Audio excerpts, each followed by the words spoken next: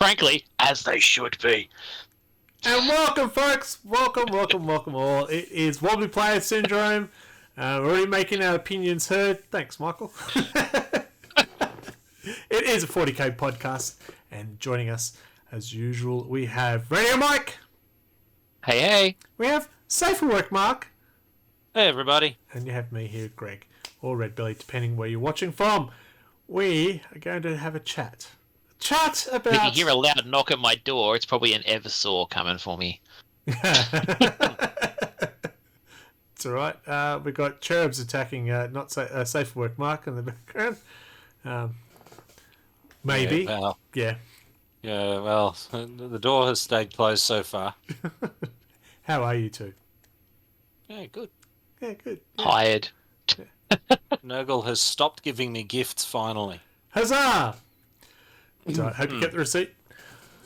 We're going to have a chat about what they've done to Deathwatch and what that may mean to other factions, what that means with legendised items, because not only did the new Imperial Agents codex come out, and there were many Deathwatch players who were going, hang on, what? And then just recently, I think yesterday or the day before, they released the legendised items for the Imperial Agents, which was essentially everything but 4 units of Deathwatch in there, and a couple others. Bit harsh, but we'll talk about that soon.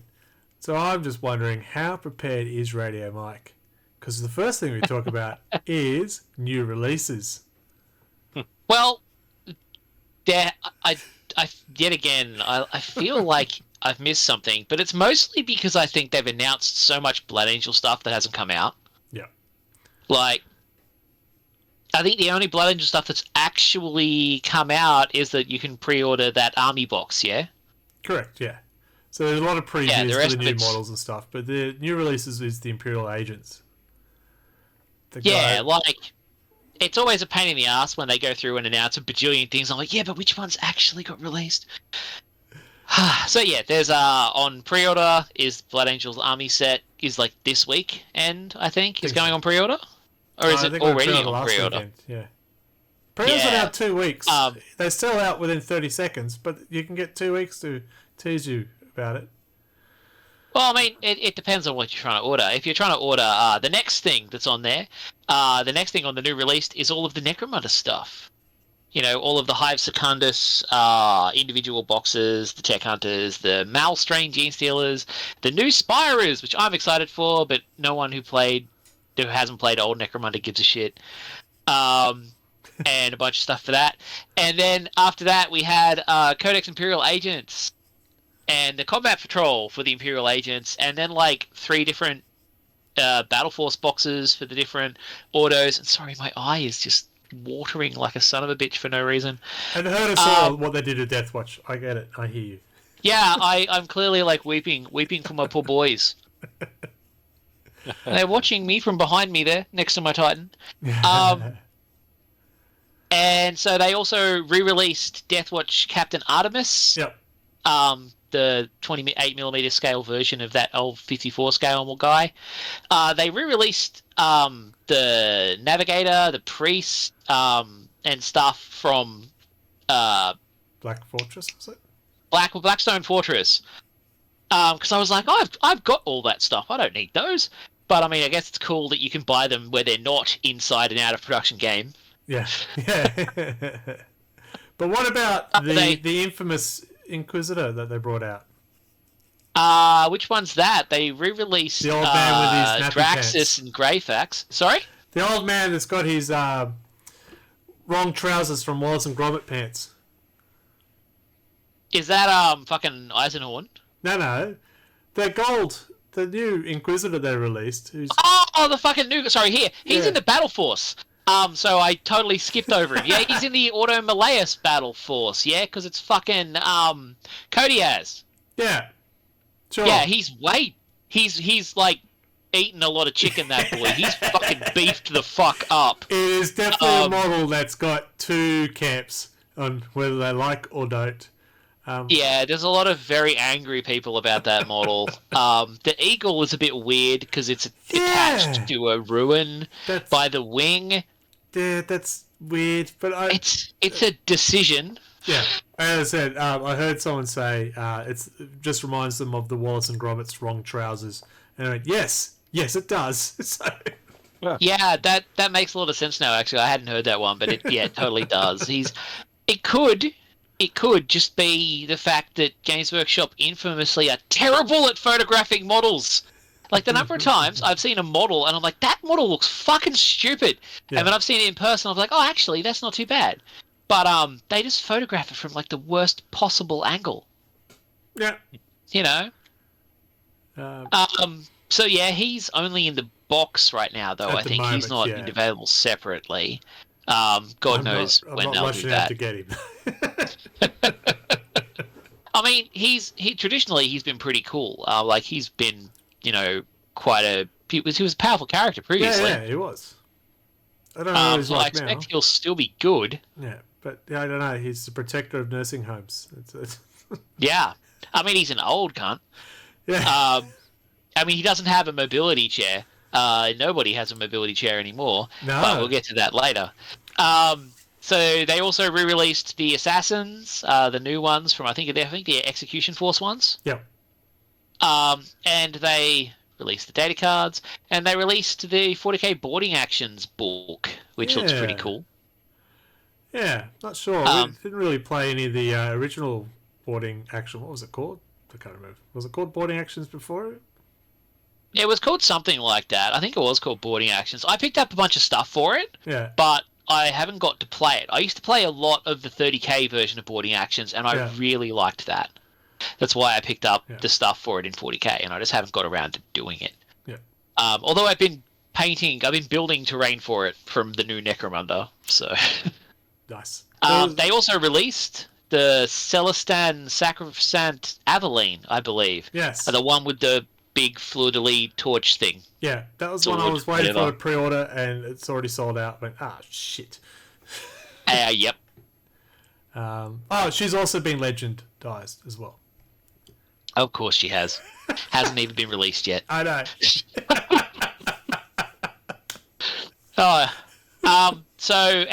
Because it's been a while, we also have Necromunda Hive Secundus came out since the last podcast. Yep. With the Van Sars and the Gene Stealer cult, and all the terrain for that, and all kinds of bullshit for that. And then there was a bunch of old world stuff, mostly like all of the old plastic dwarf stuff got re-released, which was very cool. And some of the really, really, really old metal dwarf stuff, like stuff that's like as old as I am. Which is cool, but I don't think I need ludicrously old lance-necked fucking dwarves. So I take it you've put your pre-order in. For the plastic stuff, that I didn't have. Like, very good. I think that's all. I did consider getting some Imperial dwarves, but like, I really don't need them. Go on. I feel like need would be a strong word for any model, really. Yeah. The problem with the old world stuff is it like hits you right in the FOMO, because it's like this stuff was out of production and they've just announced that they're bringing it back into production, and it's a limited. When's it going to go away, and is it ever going to come back? Yep. So it's awkward. Don't know if you saw this one, but they also announced the new model for Warhammer Plus. Yes, that new Inquisitor looks really cool. It looks amazing. I never know whether to put those in there because they're not for sale. And I don't know when they're available because I don't do Warhammer Plus. So if you subscribe for a year, but before the 15th of September, you will get it. You can put your order in as of the 15th of September. If you're doing it month-to-month subscription, you have to wait 12 months before you can do it. I read the stuff. When do I get that? Is it a free model, or it makes you eligible to buy it? No, it's free. So if you've got the Warhammer Plus subscription, you get one model per year that you do it. So last And you're year was the eligible Cask to and buy the other Sergeant, one. and you can buy the other one that's also on offer, which is Okay, yeah, because Age I of remember Sigmar. saying that you could buy them, and I was like, please tell me that you get one of them free, yeah? Yeah. One, you get one for free. If you want the other one, you purchase the other one. Yes. Yeah, okay. Yeah. But yeah, so that was announced if you are a Warhammer Plus subscriber, which they also announced with the Warhammer Plus that you not only do get the 40k battle app, but you'll also get the Age of Sigma version as well. Yeah, okay. Yeah. Well, I got to say, that model is very tempting, more Oh. so than previous ones. That Inquisitor, I Yeah. do like. It's very good. Yes. And you get some weird stuff to it as well. A servitor head? Servo skull! Servo skull! Oh my god. I know what 40k I think is. we'll just leave it as... We'll leave it. If you sign up, you get head. That's all we need to know. Sure. We should move on. So that's all the stuff that's coming out, teasing with. Good, excellent. They're teasing you with head. Yeah. We're going to move on to hobby progress. I don't think we have... It's Stu and me, I think. So I'll start off with... Me! Yeah, because I've got the buttons. I finished my Knight Tyrant, my Chaos Knight Tyrant. So he is now complete. So I now have a bigger knight, which is fun. I did things different this one with the rust. I did a base model of the metal, and then I just painted it essentially brown ink all over it, and then dry brush metallic over the top. So it actually looks a lot more rusty than the previous way I've done it before. And I tried some new techniques on it as well, and happy how it came out. If they still sell that typhus corrosion stuff, Yeah. that goes brilliant. I'm experimenting with inks and even some pigments on the feet. You can see pigments being used on the feet to give that dirt look that he's been walking through stuff. I haven't used that before. So I've used some crackle paint to make the armor damaged as well. So tried a few little tricks to try and make it a bit different to what I've normally do. Yeah. Yeah. But as I said, that typhus corrosion, it really kind of gets that pitted kind of like that deep, Yeah. Terrible rusty kind of look. Yeah. So give that a go as well. Yeah. Maybe I will. And I got Magnus the Red finally done. When I say finally, it was done a lot quicker than Mortarion was, that's for sure. Again, try some different techniques with him. Tried to do something with the base. It wasn't exactly how it was meant to come out, but don't look at the base, look at the model. It'd be great, you'll be fine. And to mix it up, I've started painting some Death Guard because I just needed a break from large stuff. But they're done. That's been my hobby progress. Radio Mike, what's been his hobby progress? There it is. As I say, I'm not sure what pictures you've got. I've been building Spires for Necromunda, just because I'm trying to decide how to actually paint them, whether I'm going to paint them like my old 90s ones or paint them like my new gang. Yeah. Working on the Arvis Lighter, working on the Inner Circle Companions, who I haven't posted many update photos of. I really should do that again because they've got a lot more colours on them, but it's been very slow because I keep getting distracted by things. I've also been bouncing between painting those and putting more paint on the Lion once again, but nothing's gotten heaps of progress because I keep bouncing between goddamn projects. That's unlike you. Never seen you do that before. I know. Yeah. And nothing from you, Mark. No, I contemplated throwing some wash on some of my rippers and stuff, and then children got in the way. So you threw washes on them. Yeah. Yeah, makes sense. Very good. And it's just the three of us. Don't have any hobby progress from anyone else. So. Thank you for the resub. It's about 46 months. Must have missed a month. This is episode 77, so no, we didn't always do this. Thank you! I'll move on. Let's go to the battle report so we can get into the meat of the talking stuff, which I do the bestest. Battle report. Oh my god, first battle report is my Drakari versus Rob's, or Dead Men Talking, you may know if you follow the Twitch stream, and versus his AdMech. Now, it's his first time playing 10th edition, so it was a learning exercise. And boy, was it a learning exercise. If I'm a 10th edition, I feel it should be an easier version to learn than some of the other ones because of all the different, you need to know this, you need to know this. But I forgot to factor in the Robert factor. Yeah, I was going to say.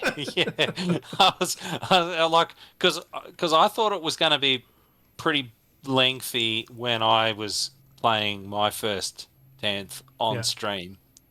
I suspect that you guys didn't get a lot of sleep. We didn't finish the game. That's how long it took. In the end, where we finished, I think it was halfway through turn 3 or at the end of turn 3. Drakari were in front and we had to call it. It got so late. If you want to put yourself through some viewing pleasure, it is up on YouTube. It is unedited. So if you're having trouble sleeping, that's my recommendation for you. Rob is watch Drakari on AdMech, uncensored and uncut. I gotta say there is a certain level of delight in watching people playing Warhammer at 3 a.m. when their brains don't work anymore. Yeah. It was just it was a lot of looking up rules, a lot of holding the dice, just roll it. It was so but we'll play again. What I did win, I got a win out of that because he is moving into state and he has said I get to babysit his AdMech, so they either have a new army or they go back to him in 12 months. So I have an AdMech army to use on the stream. Be prepared for that, folks. You're excited, I can tell. Let's move on to Battle Report 2. Battle Report 2 is not 40k. What? It's a game of Horus Heresy. Ah! That's right. I played my first game of Horus Heresy. 2.0? Yeah. Played my first game of Horus Heresy. I brought along my salamanders. A cricket mate of mine, Murray, brought along his Sons of Horus. And we had a game. Upstairs, the new area at Jolt, in fact. I enjoyed the game. It felt like a lot of 3rd ed and 4th ed rules in there with a bit of extra bits. The reactions, I really like how there's reactions for the other persons to do something. Yeah, because I thought the rule set for that was like expanded version of 7th or something. First edition Horus Heresy was basically 7th. Yeah. Okay. I haven't played the 2nd edition yet. I was going to say, Greg's beaten me to playing 2nd edition. I bought it when it came out, but I haven't actually got a game of it. Oh, and I felt the rules were... They've still got the detachments, which was the bane of 7th. But I felt with the rules, and I just go, that plays like... That plays like 4th. Like, the sweeping advance, if I break in morale, I have to roll higher than you, and I can cut you down before you run away. I went, oh my god, I love this rule! Yeah, and Deep Strike doesn't always work very well because you could die or miss and stuff like that. And there's templates! And so it's kind of like 40k's greatest hits. Yeah. Yeah, that's a really good way to describe it. Yeah. So I got to play that. It did turn out to be a draw, but I still play it. I will play again, and now I can tell the Joker paints. I've done it. Leave me alone. Stop harassing me. I've now played Horus Heresy. That's all the battle reports we have. Just the 2. Well, I didn't bring any pictures, but I did play John, teaching him how to play 10th edition. Oh, okay. With my Deathwing against his Imperial agents, topically enough. And he hadn't played in several editions, so it was a lot of checking the rules and like making sure I was teaching him shit right. Because especially with an army I hadn't played before, teaching him the correct rules, like I kept being like, oh, that can't be how lone operative works, right? Oh, God, that's a pain in the ass of a rule. If you're And drawing up against it, yeah. yeah, especially because I was playing like a Deathwing army, so it was all Stormbolters. Hmm. Yeah, and he just had like a bunch of assassins and fucking Karamazov. And we actually did finish the game, which is a nice change of pace.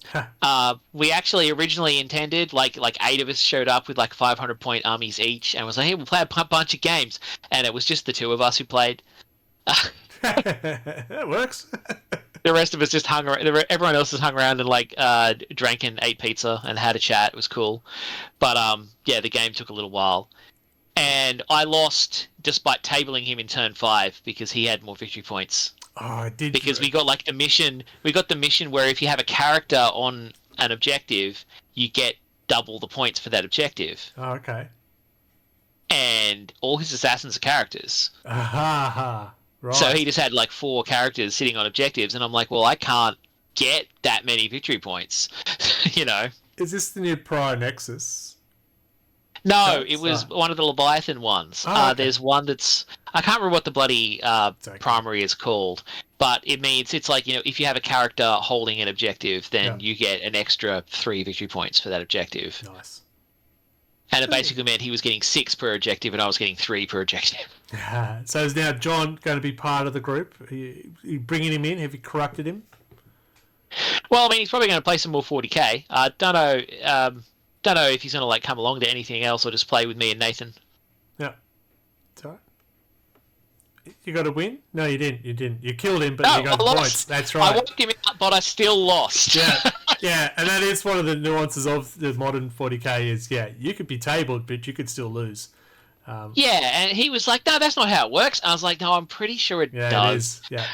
And I looked it up later, and yeah, if you're playing the basic rules from the core rulebook, if you're playing that mission, yes, tabling does mean you win.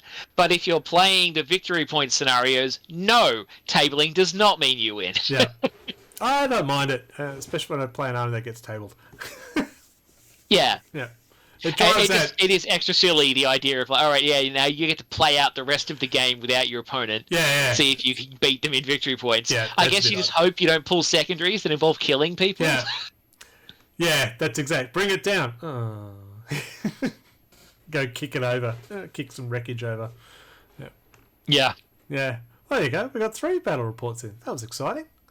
And one of them was a full game of 40k. Yeah. Yeah. Yeah, we didn't even have to delve into Age of Sigmar. No, I still have some rats that I got to pick up at some point. So, not safe work, Mark. If you're listening, I'm coming for them. So I'll have an Age of Sigmar army. We can't talk about that here. Let's move to a break. Good idea. I was about to say, I have several Age of Sigmar armies. Well, a quick 30-second unpaid break, and then we'll talk about the topic of the month. Unpaid. Yeah, Twitch, fuck off. Yeah, I'm excited to get some Skaven, but finding the time and another game platform, I'm going, oh my god. I've still got Marvel Crisis stuff to paint. It's just, yeah. Welcome back, everyone. Hope you enjoyed that unpaid 30-second run, get a drink, or go to the toilet quickly, really, really quickly. Yeah, wash your hands, please. But welcome back. We're going to talk about the topic of the month. It has been started thanks to the Deathwatch, the fate of the Deathwatch that happened to them in the Agents of Imperium. I, for one, did not see it coming. If you're not familiar with it, Agents of Imperium codex came out, introduced Inquisitors, which we're all excited about. It brought the Navy breaches and stuff like that, but it also brought in Deathwatch under the Agents of Imperium. But it didn't bring them all. It brought only 4 units from Deathwatch over to Age of Imperium. No, Age of Imperium? Sure. Agents of Imperium. And then the rest has now been officially legendized. Yay. So, Deathwatch players, how do you feel about that? Yeah, based on what I've seen on the internet, Deathwatch players are pretty fucking salty about it. Because it's always pretty shitty when an army goes from a full army to now they're just an allied detachment. Yeah.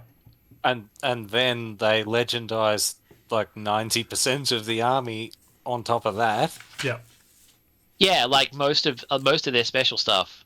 And then when they posted that article, it was like, oh, you can still use your Deathwatch, just use them as a Black Space Marine army. Yeah. And it's like, but you can't if if you don't have the right combination of units, you can't. All the special weapons that they carry, it would look a bit strange now, wouldn't it? Yeah. Yeah, it's weird. We do have a... Sorry. Go on. No. I was just going, we do have a Deathwatch player. And so Chris has played Eldari since we know when, and he finally decided on a new army like months ago. And it was Deathwatch. So he's been building that army up.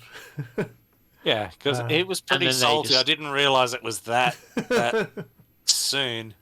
Yeah. Yeah, I could see a lot of people being in that situation, being pretty salty. Yes. Yeah, it's pretty rough.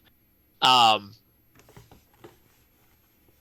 it's like wow, fucking, I haven't done something that bad. I feel, where they just kind of totally fucked people over like that.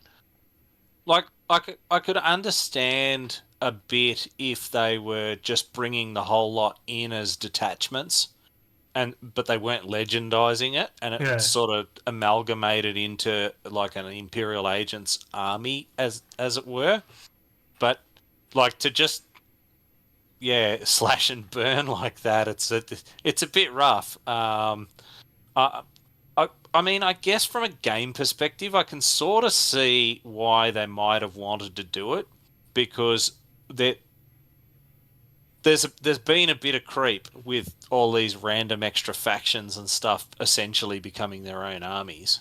So I could see them wanting to maybe pare that down a little bit just for balancing and printing reasons, I guess.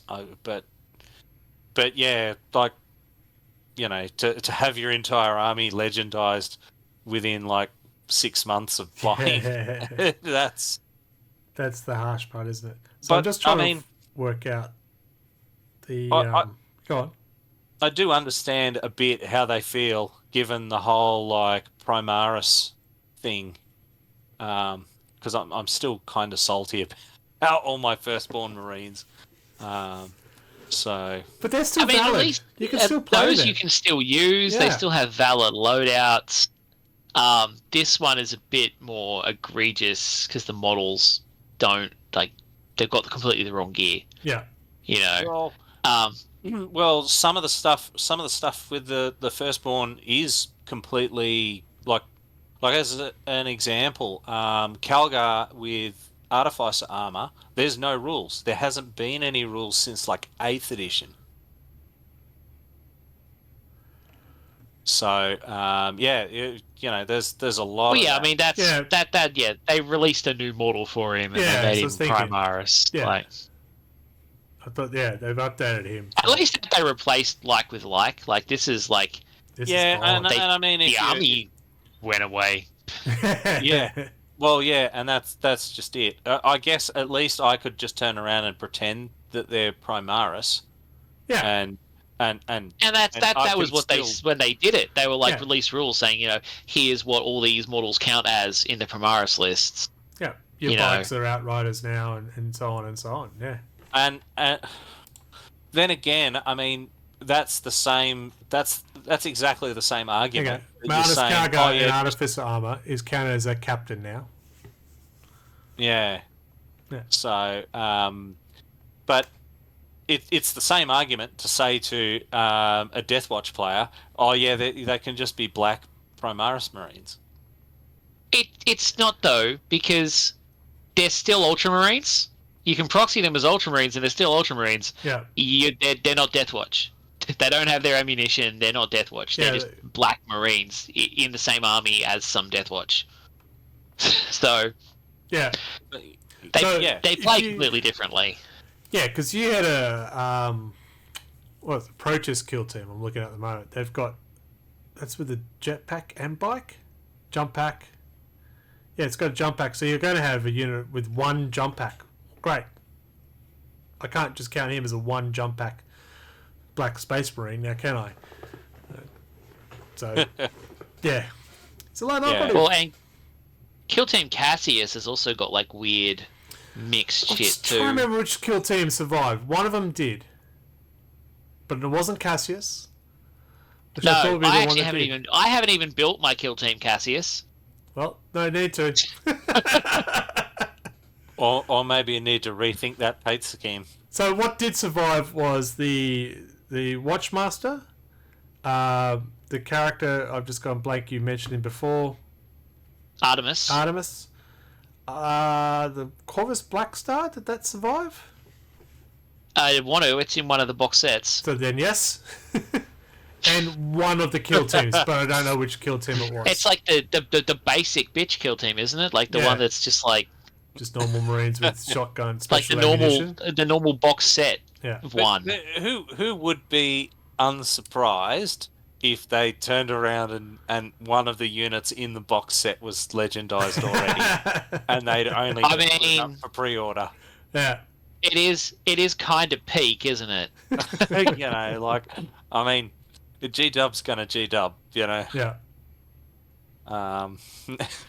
Not that appeases anyone who's massively angry about this, and in any way, shape, or form.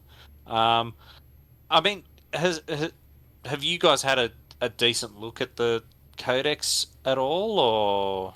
No, I can't say I have. No. I've seen online data cards, but that's it. I haven't had a good read, unfortunately. I was hoping to do that before today, but unfortunately, just life got in the way. Yeah, because I noticed some rumblings there that they were letting you bring in like rogue traders as part of your yeah, it's one of the detachments that you can have thing, and stuff like that. So yeah, I mean, it's not gonna for the storytelling. It makes sense what they've done. Right? I am an Inquisitor. Yeah. I'm bringing in my allies to help me with a certain mission, and that could be the Grey Knights, it could be the Sisters, it could be the Rogue Traders. Story-wise, it makes sense, absolutely. Yeah, it's always been how those units operated. Yeah. Frankly, it was weird when they made them an independent army. Yes. Yeah. Is what I was saying at the start. Like, they never should have been a standalone army. That's not how the Deathwatch operate in the game, in the universe. That's not what they do. They're specialists who show up and help other people, and they do kill team shenanigans. They do not form armies of their own and fucking roll around. Yeah. That's not a thing they do. So they've gone So it was back to weird that they did it to begin with. Yeah. It's shitty to take it away after doing it, though. Yeah. Yeah. Just a note that for Imperial agents, there were other things that were also legendized from that. So we just mentioned 2 Inquisitors were legendized, including Eisenhorn, which we discussed. Mine's assembled but not painted. Yours is not even assembled. Mine's still in its box back here. Yeah, and Karamazov was the other one. It's got to be like the shortest. I've got the original to Inquisitor scale one. He's built, not painted. Sorry, Mark. Like, it's got to be the shortest from a new model being released to it, the unit being legendized ever. I think you'll find he's been out longer than you think. I know Eisenhorn as a model has been out for ages. Yeah. For eons. But why release a new model? They could have just legendized him like 3 years ago or whatever when the model did dropped. They release that plastic? It was like a limited edition when it came out. Yeah, I feel like it was about 3 years ago. I've had it for a while. Yeah, like same. It was pretty buried when I moved my bookshelf. Yeah. So, but he's a very big name, Inquisitor. To just have legendized, I feel like it's to me, it's like getting rid of Yarick, which I'll touch on that in a minute, because Yarek's no longer Imperial Guard, right? But he hasn't been legendized either. I was just grabbing the box to see if it had a date. That, so you should have a date. 2018. Sorry? Copyright 2018. There you go. When 5 years ago. out. So, Yeah, Black Library Celebration 6. 2018 is when he was released. okay, in light of, like as I said, I mean, maybe it's just me getting old and it didn't feel that long. Yeah, it felt a lot shorter. I thought for sure he came out over COVID or something. Well, he came out just before COVID, which means it was like 3 months ago. Yeah. They also we legendized. Don't talk about those times. No, they also legendized Damon Host and the Jakero weaponsmith. So no more orangutan with digital weapons. No more dumb monkey shenanigans. Yeah. So yeah, it's I don't know. I think it's a big hit to Deathwatch players, but I also found it surprising they're getting rid of Damon Host, Eisenhorn, the big guy with a big chair. Yeah, Karamazov, like, he's been a staple of fucking Inquisitor armies for ages. I fought against him just recently. And Damned Legionnaires, which is Legions of the Damned. Oh yeah, they got fucking legendized forever ago. Yeah. Well, let's be honest. You know how I know? Because I bought some. That's when they legendized them immediately. Well, they're now classed as agents of the Imperium as a faction keyword. Yeah. Yeah, because weren't they doing because they had official rules for them in what 8th? No, I want to say, and no, and they had some models or whatever, but then they went away very quickly. I'm pretty sure that they got legend. They were like the first things that got legends. Fair enough. Like they were in the indexes, and then they were in. They never went into a codex. They went straight to legends. 100%. Yeah, they were in the index, and then that was it. Done. And as soon as we saw that, it was like, nah. All right, so then again, it's not the end of the world for things to go into legends. As mentioned, I was playing against them. Yeah. You can use legends models. They have rules. They have points. It's just if you're a tournament player, you're fucked. Or if you're playing with a group of people who are really finicky about insisting you follow the tournament rules, including not being allowed to use legends, then it's pretty fucked. I don't think it's ever come up for us as a scenario. But we don't play that competitive. If it's got rules, whether it's legendized or not, play it. Fuck it. Well, yeah, I've encountered people who are like, yeah, no, my social group insist on following the ICCC rules all the time or whatever. Well, it's not really a social play. I guess it depends what you're after. Yeah. Yeah. So, you mentioned that they're more of that. They're an ally, and they've gone back to being an ally. Do you think that's the driving force behind it? Or do you think the driving force behind it is, according to tournament play, because it's where they get most of their stats, nobody plays Deathwatch. So they just go, how do we not support something? But perhaps they've used that as a justification to wax it, I guess. I mean, I don't have an answer here. They go, this will be unpopular, but it's not going to turn away any of our tournament players because none of them are playing Deathwatch.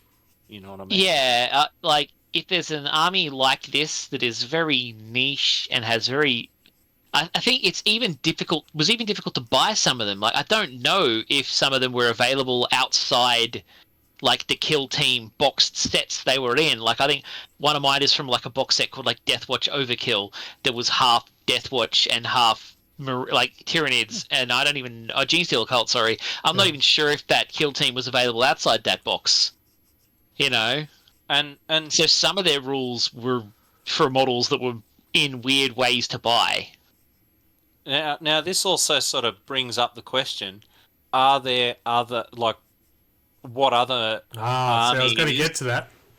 Yeah, what other armies are potentially on the chopping block like this? Because, I mean, Sisters of Silence is an example there. There's not enough there to be a full army. But you can have a full army of those. In the Custodies book, They are a detachment of Sisters of Silence. Yeah, they're already in another army's codex. Yeah, but they've been in that. But they've been in that for a while. They were in that before this edition. They were in that before, like, there were custodes. Yeah. Before they had a codex, they were in the one codex. They were Talons of the Emperor. Now, the other question is Sisters of Battle. Yeah. And I know that's like, you know, that's where they used to be. Exactly. And they may go Codex back. Auto Hereticus. Because availability has never been great on Sisters models ever. And you could quite possibly see them do exactly the same thing and roll them in right. They're part of a detachment for Imperial agents. I'd be super people would be fucking ropeable if they did the Sisters, because they only just came out in plastic like 2 weeks ago, because, you know, time is a flat circle. 100%. But yeah, I mean, as I said, the precedent is set at this point. Yeah, and I was thinking, like, the armies that are ripe for it are the other the other fucking arms of the Inquisition, the Sisters and the Grey Knights. But the Grey Knights just came out, you know. Yeah, Grey Knights. Grey Knights got a codex? They don't have a new codex. Yeah, they did, didn't they? Didn't they just get a codex? No, Sisters did. I thought the Grey Knights got a codex. No. Who's drinking now? It's probably just Grey Knights. I could just be tripping. I'm sure the Grey Knights got like a. Did they just get an update or something?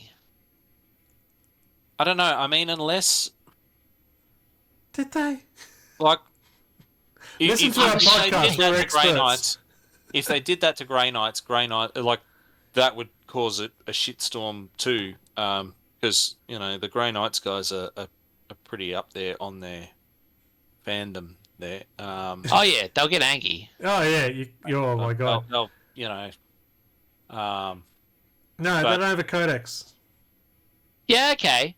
Why the hell did I think they had a codex? And see, like, I would say that, you know, Grey Knights have a pretty complete model sort of set, but so did Deathwatch, because it could pinch stuff from Marines. So that comes back to realistically, if they're gonna do it, they're gonna do it. Yeah. So then that comes back to: do you think they did it with Deathwatch because nobody's playing them, but people are playing Grey Knights?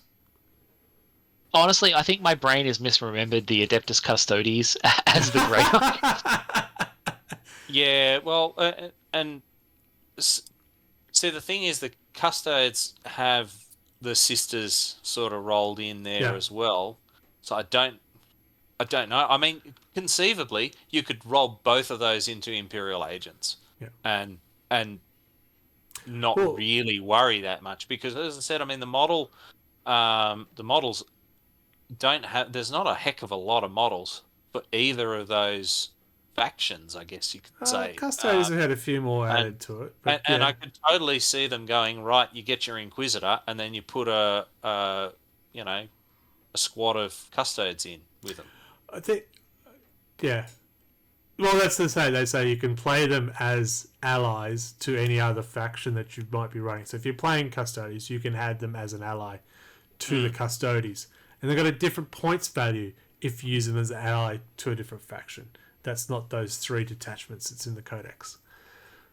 Now, they're more expensive, by the way, if you use them as an ally than if you use them as your main force. Now, this also sort of gets me thinking, are they trying to bring soup lists back? I mean, I would think that they're going to try and avoid that, because that was not good. It's all right. I was just looking. They need to return to tradition. We need to return to the 2nd edition Black Codex rules, where the Imperial Agents was where all of the Arbites went, all of the Admech went, all of the Sisters went, all of the Grey Knights went. Maybe not that far. all of those ones where they got one special edition mini and, that's the other thing. Needed to be able to roll it in the game somehow. So they've made this Imperial Agents book where you can run a detachment of Sisters or Grey Knights or Deathwatch. If you don't have those, I've still got to buy a codex so I can use the Inquisition as an ally? Or Yep. I buy the codex so I can run as an army, but then I still got to go buy their Sisters of Battle book for their rules. And Yeah, potentially I'm Grey not Knights. sure. And it's a I full would be very price surprised codex. if they reprinted the rules in the codex. So yeah, you probably have to buy multiple Yeah. codexes to do that. And what about AdMech? Are they able to be a? Well, you can have an AdMech army and have Inquisition as an ally, not the other way around. Yeah, no, I was just saying that back in Yeah. second edition, the AdMech were part of the Imperial Yeah. Agents. They weren't a separate army. And also, previous editions, Imperial Agents was a White Dwarf release. Yeah. And So it was heralded free. the advent of a new edition. Yeah.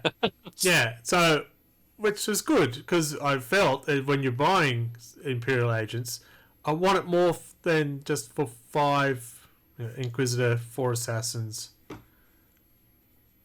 Well, that's it, isn't it? 5 plus some named Inquisitors. So realistically, it's a pamphlet rather than a but it's a full price codex. codex. Well, it's going to have the Deathwatch in there. It's going to have There's Deathwatch the in there, henchmen in there. It's Yeah. going to have like the various weird characters like The the Navy the and- navigators and the The breaches Some of and those. the multiple types of arbitres. So there are 3 of the Rogue Trader characters have been legendized. See, the thing is that it really comes across to me more like it's more for a small scale Yeah, the storytelling Type- part. type thing, Crusade.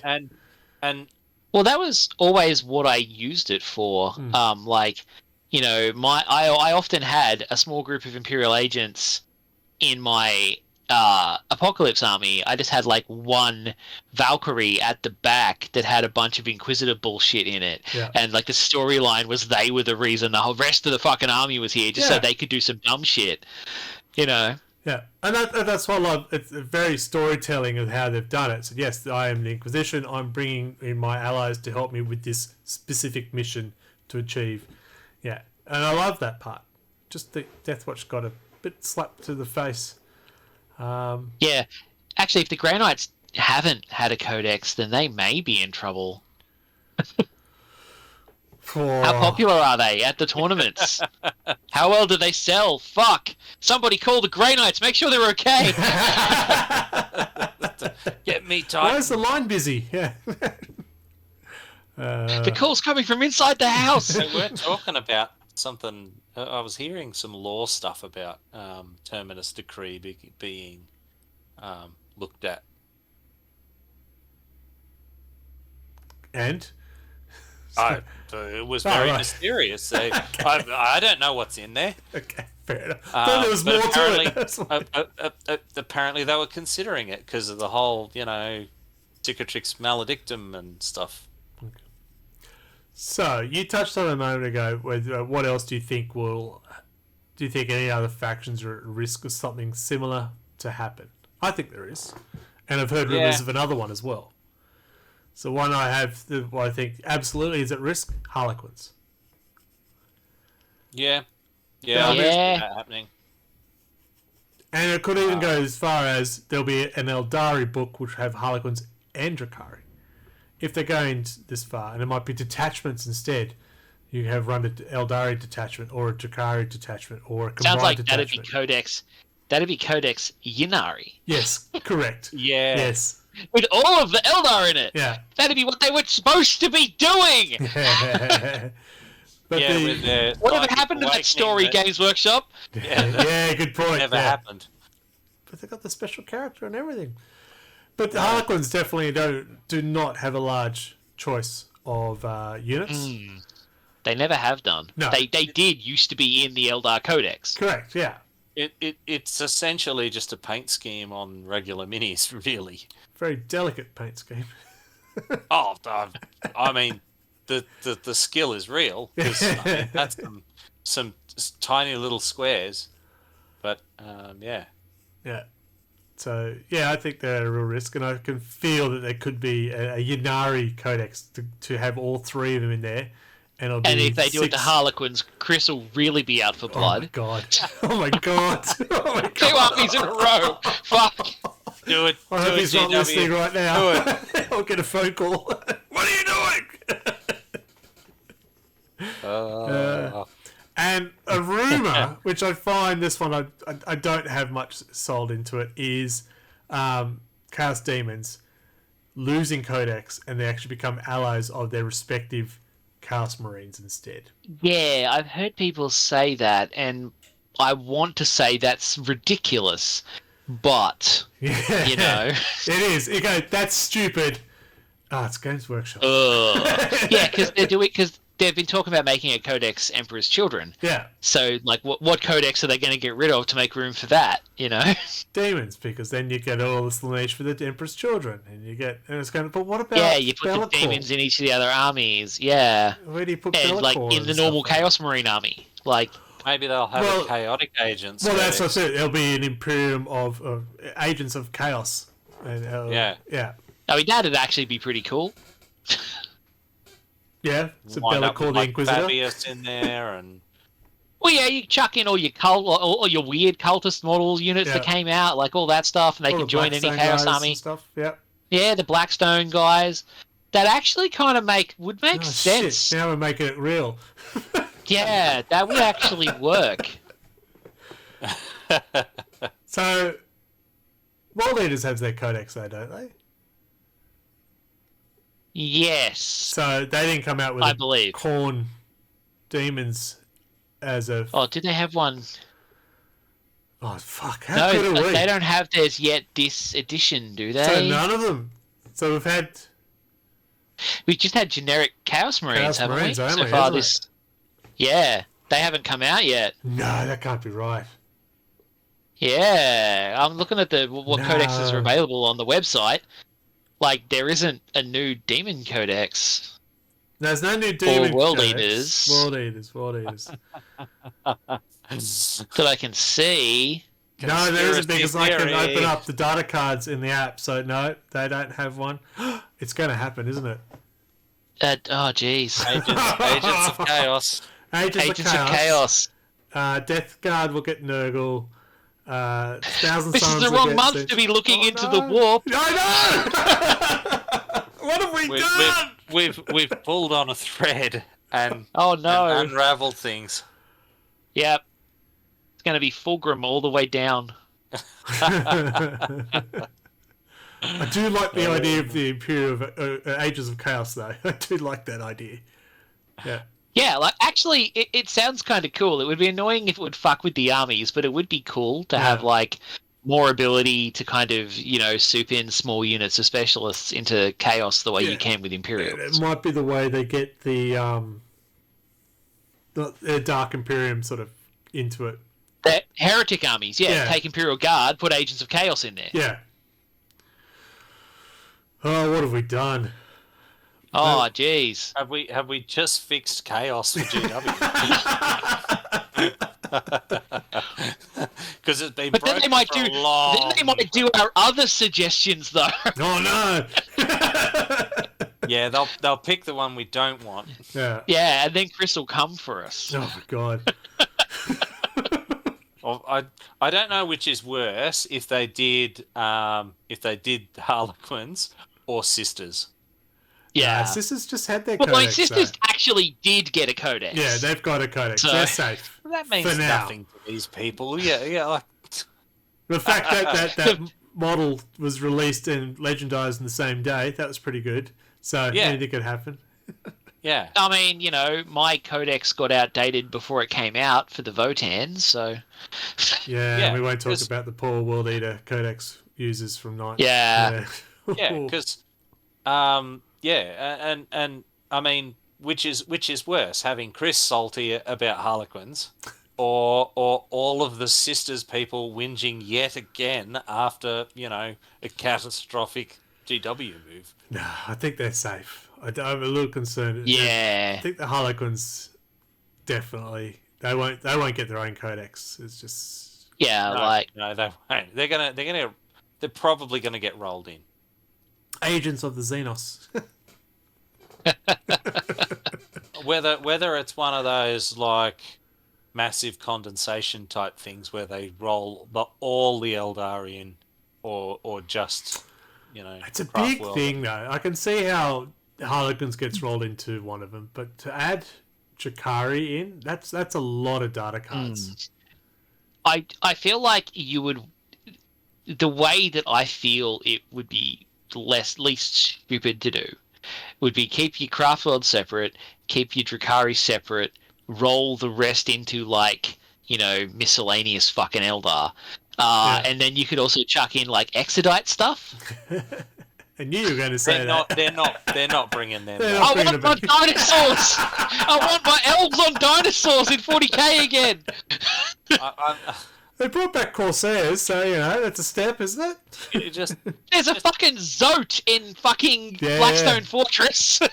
That'll be in the just new go grab Agents some of Dino Xenos. Riders off eBay, and you'll be fine. Well, it's interesting. So yeah, be warned, Harlequin players, and keep an eye out, Demon players. Yeah, fuck demon players. Keep the lube handy, man. Oh, that would. We do have a demon player within our group. I thought we had two. I mean, I own like multiple demon armies. Yeah. We have at least I one was thinking, I active was demon. tempted to bust out my Nurgle demons. I really hope they don't fucking do that. They have to have them as a separate detachment in theirs. You can run them as a Nurgle detachment with just demons. Use a demon prince to lead them or something. Bullshit. Yeah. I think Adam will be fine because he's got enough demons of every faction that, like. Yeah, but he doesn't have so do Thousand I, Sons, but that and doesn't he mean I doesn't won't be have salty about He it. does have Death Guard. He does have World Eaters, and he wants an Emperor's Children, so he should be fine. And maybe I'll just take his Zench stuff off him. And he has disposable income, so he'll be fine. He'll be fine. He'll be fine. So, yeah, maybe don't start a Chaos Demon army right now, folks. Or at least just do one faction. Don't do a mix. Or maybe not any army that hasn't already got a codex.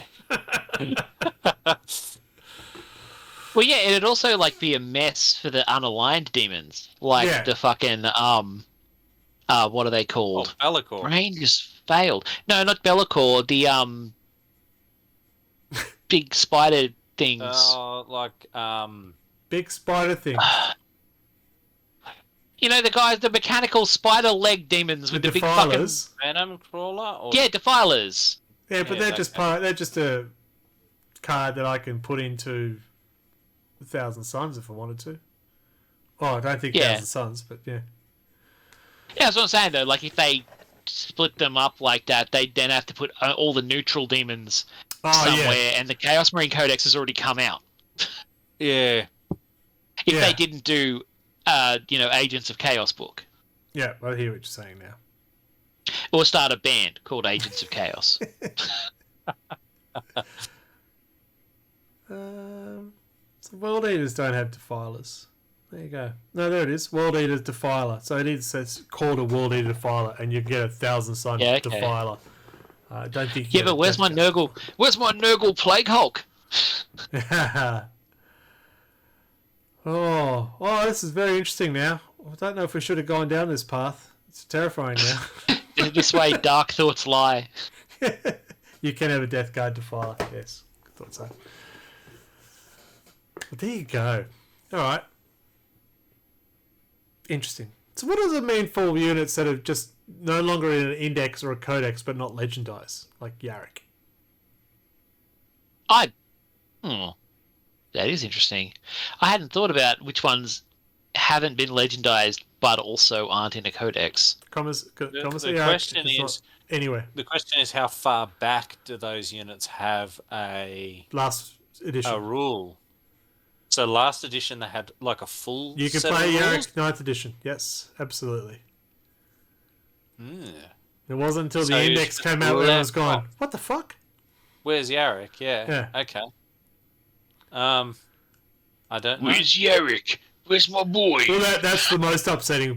People are. All players are more upset than Imperial Guard players. have we had the Orcs Codex? Yes. Didn't we? Okay. Oh my god. Yeah, we did. Yeah, we got an Orc The Codex. new big mech, Orc mech and stuff. Yeah, we did. Because To be fair, they lost we the still shop. Yeah. we still don't have a Guard Codex. No, we don't. Yeah? Despite all these weird new models, like Leontis and shit, Yeah. we still don't have a Codex. Correct. So, he could show up in the Codex again. He may get like a big new model where it's fucking some kind of like cyber Yarrick in a fucking. He stole Kazmarov's chair and That's he's fucking it. going. He's riding. He's fucking driving it like he stole it in Kazmarov's big fucking walking chair. Yeah. Either that, or they've stuck his head on top of a killer can or something. They'll make a special edition Bane Blade. Re-release the Fortress of Arrogance. It's a head in a jar, like Futurama style. Yeah. The head sticking out the turret. Yeah. Well, they mentioned we've talked about Eric before because the Dark Tide they mentioned. Oh, he was lost to something, so they're actually talking about him in the game and stuff. So he can't be dead, surely. There must be some event they're going to bring him back. But I imagine they've been talking about Fulgrim since bloody 8th edition. Cool. Yarrick will be back in edition 15. Yeah. Which would be in 3 years. Yarrick will return in Die Another Day. Well, we are getting an Imperial Agents Codex, so, a new edition might not necessarily be off the cards. Well, there's a bit of talk about that. Way too early. There are so many major codexes that haven't come out. Yeah. Like, they'll storm the fucking offices and string them up from the yardarm if they do that. Hey, I mean,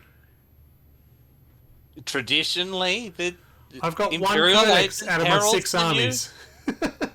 Yeah. Historically, they herald the new edition, so... Yeah. Yeah.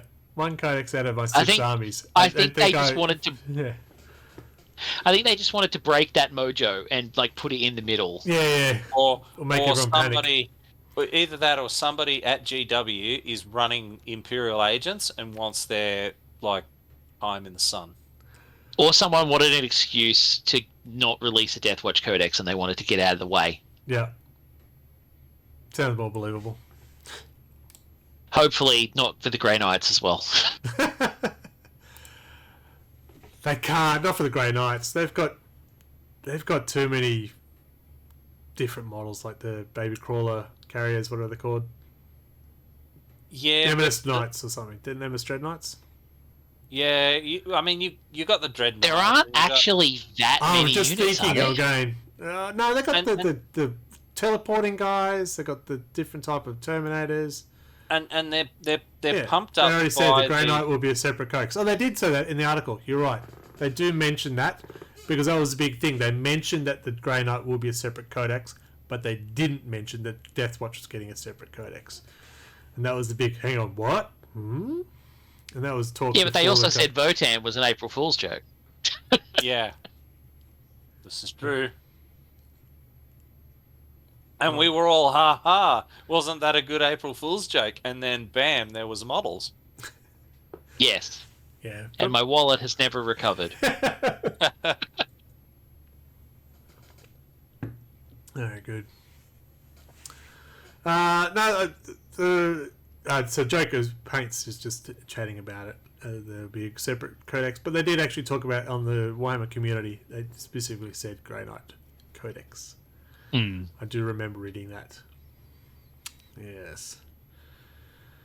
So what do we tell Chris? How do we console him? It's too late. He's already jumped. I think he was going to buy, a Space Marines army? He has jumped ship from the Grey Knights, the Deathwatch, and he is now going over to Iron Hands. What are they called? Not Iron Warriors, Iron Hands. What? Yeah, Iron Hands are the black ones. Yeah. So he's going to Iron Hands. So yeah. So he picked the chapter with the dead Primarch that's actually dead. I mean, to be fair, that's most of them. Well, a significant number of them. Most of them are on gap year. Let's be Yeah, honest. That is true. A bunch of only- them I are was on going to say, gap there's year. actually, if you think about it, there's actually not that many. There's more alive than there are dead. There's There's only 2 that are actually doing their job. There's 2 that are doing their job. One of the 2 who's doing their job was dead. And Yes. you've got the only one, like Korax is a bird. You've got Vulcan, the wolf is chasing people around in circles. Jagatai is allegedly also chasing people around in circles. Fucking Dawn is supposed to be dead, but he's probably about as dead as Gilliman was. Yeah. Yeah, And Vulcan, the perpetual, can't be killed. Vulcan just doesn't die at all. So I guess actually, are there any other than Ferris that aren't dead? That are dead? That's what I'm saying. See? Yeah, because I mean, traditionally it was like, no, it's Dawn and Robite got better. Yeah. And so for a long time, like, was it Horus that was talking to his dead head or whatever? Fulgrim talks to Ferris's head a lot. Yeah, maybe that was it. But yeah, I know somebody was cloning the hell out of him. And that was Fulgrim. Fulgrim was cloning Ferris over and over and over again because he wanted to convince one of them to become evil with him. I think was the plan from memory, but he kept failing because Ferris was like, "That's fucking stupid." I thought it was Abaddon or Horus that was doing it. No, because Fulgrim was like Ferris's only friend. Yeah, okay. And so Fulgrim got a bit emo about the whole thing. He did, yes. I remember reading that book. Kept seeing him. Yes. Oh, just a silly side note. I went to OzCon down here locally on Sunday, and someone cosplayed as a full Horus Heresy Death Guard, like 7 foot tall. So it looked amazing. And then saw another person cosplay as Fabius Bile, and again, the armor was brilliant with the things coming over and everything. Looked fantastic. And so, side note. I thought you were going to say someone cosplayed as Ferris. Just his head? Yeah. In like a marine, full suit of marine armor with like an eye slit in the middle and no head. Alright, we are in trouble, folks. Chris is now watching. Oh, Chris has entered the chat. Oh dear. Deathwatch. What do we say? Well, yeah. I mean, it sucks. Yeah, it would suck as any Deathwatch player, absolutely. Yeah. Oh, I'm happy they re-released the Captain Artemis, though. I used that model to create a salamander character, Pellis, who's also got legendized. I went, dang it.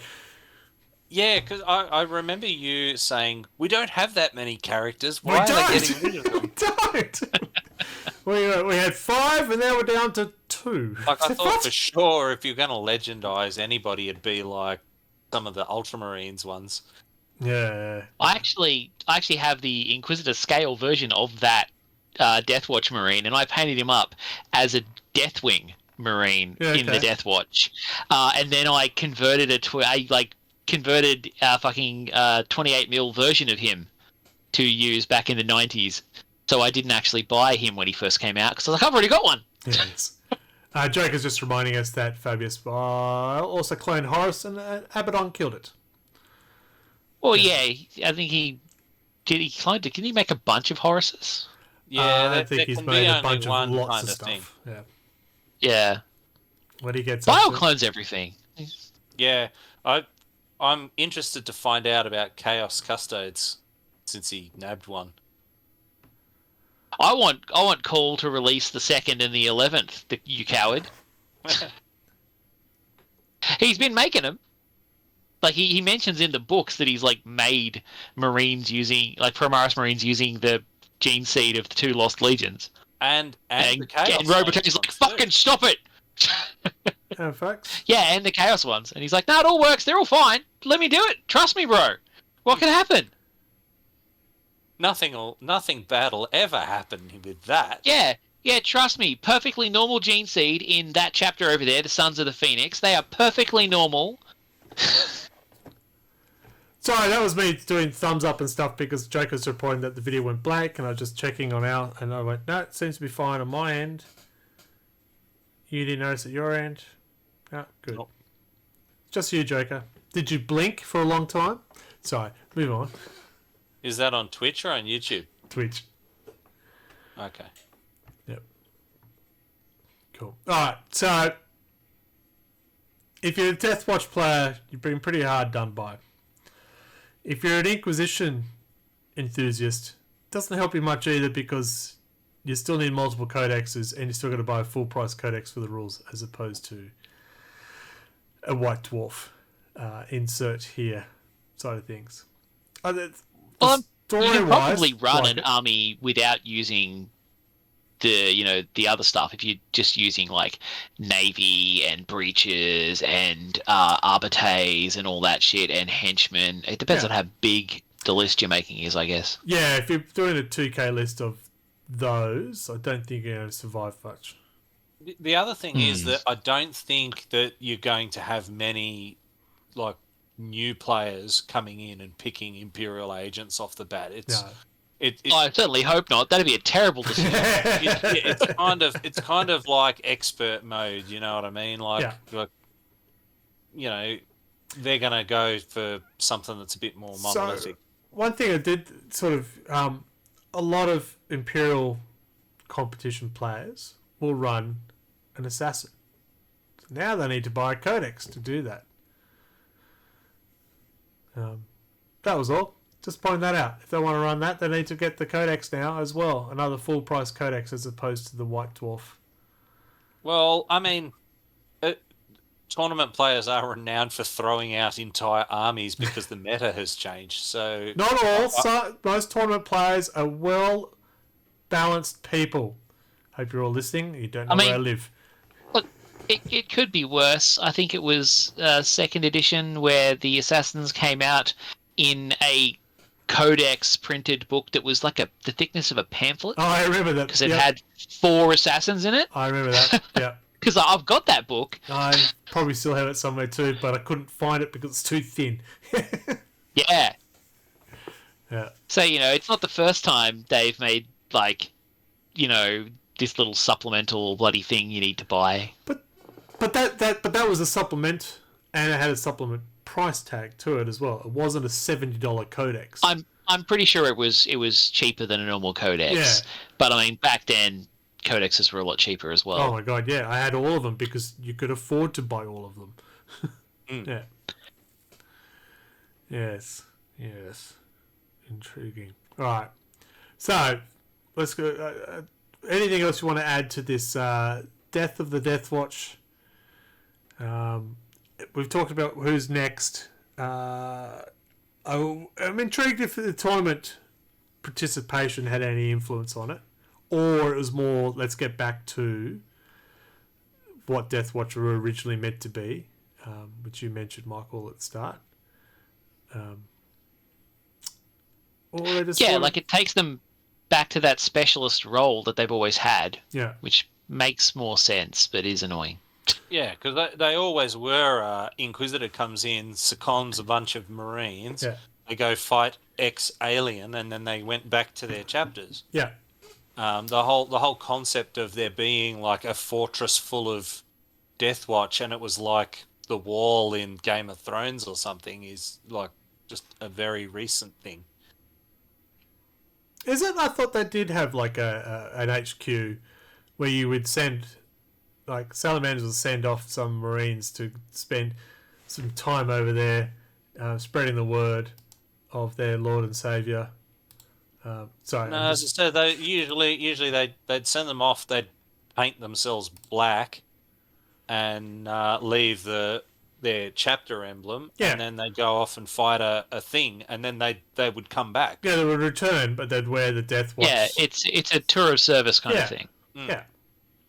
So I always like the lore about the Deathwatch and that sort of thing. It's like bringing the best of the best together to sort of go through different trainings and learn, and then bring that back to your chapter so you can adapt. Yeah, and there's a lot of cool lore in there. Yeah. Like in the role playing game, because there was a Deathwatch role playing game. There was a lot of lore in that that kind of heavily suggested they accept remorseful Chaos Marines. Yeah. Like, they would accept Marines who just showed up Yeah. and were like, they're like, what chapter are you from? And the Marine was like, don't want to talk about it. Yeah. You know? Yeah, I They're And the they Foreign would Legion, take yeah. them in for a one-on-one chat with the chapter master to decide whether or not they Yeah. were getting in the Deathwatch. I remember that too, because I remember reading that, and that's what I Yeah. felt with that the Horus Heresy. I remember when they sort of had the traitor legions, but the ones who didn't want to turn traitor, I've always felt, well, they're forming Deathwatch, because that's I thought that's they a had a Because mixture of them. different they were thing for Black that. Shields, which is what they were called in the Deathwatch. Yeah, Well, yeah, because I think they were painting over their traitor marking with black or whatever, and they would yeah, fight alongside. But I didn't think it was exclusive to Deathwatch. No, it wasn't in the Heresy, but I mean they had the same name for it. Like Yeah. the guys who decided not to pick a side in the Heresy and called themselves Black Shields. That's also what the Deathwatch who stopped displaying their chapter logo and just have the plain shoulder pad. yeah. They also call themselves Black Shields. Yeah. So lore-wise, it makes sense. People who have a full army, ouch. Anyone who wants to play Inquisition as an ally, well, that's another codex you're going to have to. Well, you supposedly should be getting. But I hope that the Deathwatch players that that did have those armies at least had the 4 units that were. Yeah, the 4 that remain. Yeah. Yeah. Well, and the other pretty ones rough. just have to be sent back to their chapters. Yeah. Too early? Yeah. Yeah, fine. I made this one a salamander. Who's a salamander to play it? Just hand them over. Yeah.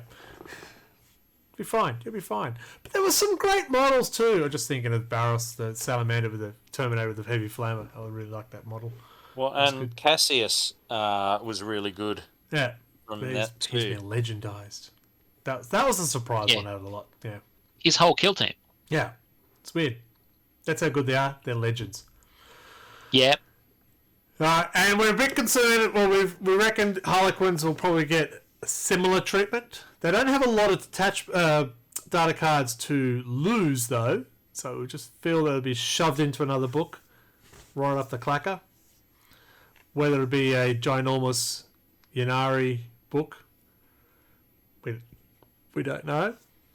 The other question, Yeah. I'm actually thinking on it. Yeah. What about Gene Stealer cults? Well, they've kind of Didn't they get they keep expanding rather than getting smaller. Like they're getting more and more Yeah. stuff. They're getting new Oh, models no, and stuff, so they've expanded. Yeah, because they were always kind of a bit of an add-on kit to regular Tyranids for a while there. Yeah. Yeah. Yeah, Harlequins are already in the Eldar book. Yes, we're just wondering if they would lose some of the models they might have, similar to what Deathwatch, so they don't have a standalone. They become an add-on. It's like the Sisters of Silences, and well, you can still run them, but there's like 3 different units for Sisters of Silence: the character, then prosecutor, not prosecutor. Mm. Yeah, interesting. And we heard the rumor about the Chaos Demons. Now we think, oh shit, we fixed it. It's going to happen. But Imperial of Chaos, Agents of Chaos sounds like an awesome book. You know what might be in there? Vashtor might be in that book. Yeah. Yeah, that would make sense. Oh no, we're making it real. Yeah. Okay. Anything else you want to chat about Deathwatch before we make too many more real statements? You heard it first, folks. Wobbly Player Syndrome episode 78. Keeping it real here. Well, I think that's about all I got. Yeah, I think so. I think we're going to wrap it up. I can't think of much more to talk about. I feel sorry for Deathwatch players. I feel frustrated that I would need to get a codex if I want to have the Imperial Agent stuff. And I'm intrigued to see what they'll do with Chaos Demons now. I just need to not accidentally do what I did in 7th and accidentally buy 2 copies of the Imperial Agents Codex. So you mean you can have 2 units of Deathwatch. So You'll be fine. All right, folks, we'll wrap it up then. Interesting chat. Interesting thought pattern of Deathwatch and what that installs to the rest of the universe. Sorry, Chris, for bringing it up and making it public. But Iron Hands, you'll be fine. Yeah. You didn't have a codex. You didn't have a Primarch with Deathwatch, so it'd be the same, mate. You'll be fine. I want him to build one with carrying a head now, so it's terrible. All right, we'll wrap it up. I'm going to say goodnight because I'm going to ramble, otherwise I don't. What words? Mark, say goodnight. Bye, everybody. Oh, mate, what are the socials? We should talk about that. Yeah, they're all RLG 40k. Except for the YouTube channel, which has been renamed back to Real Loud Gamers because there's more of the PC gaming there is than the 40k content at the moment. Okay. If you want to see me jump because I'm playing a horror game, jump on that. It's terrifying. I love reliving it. Alright, so next month we'll have another podcast episode and the Blood Angel should be out. Hopefully. We got to make sure we got Anto on. I reckon we better drag Anto back because he might be a 3-hour podcast if we bring him on. It'd be great. And we can discuss Wingate. Oh dear. Alright, you can follow my Instagram at RedBellyBlack. You two don't do it. That's about it. Right, now you can say goodnight, Mark. Bye, everybody. And I'll say goodnight too. And we'll leave it to Radio Mike. Take it away. Do not ask for whom the bell tolls. It tolls for the Deathwatch.